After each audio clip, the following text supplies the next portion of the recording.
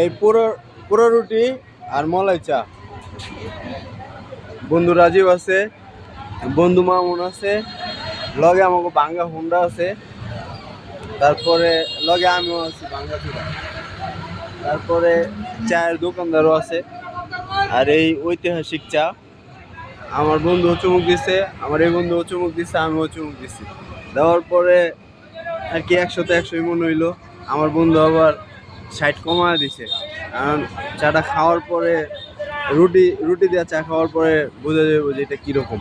তো আপনাদের উদ্দেশ্যে, দর্শকের উদ্দেশ্যে সবাই আর কি অ্যাড্রেস দিয়ে দিতেছি। সিঙ্গার ব্রিজ, আপনি যে যে কোনো জায়গা থেকে আসার আর কি রাস্তা হইলাম হেমাদপুর থেকে সিঙ্গার ব্রিজ আসার পরেই আর কি এই চায়ের দোকান।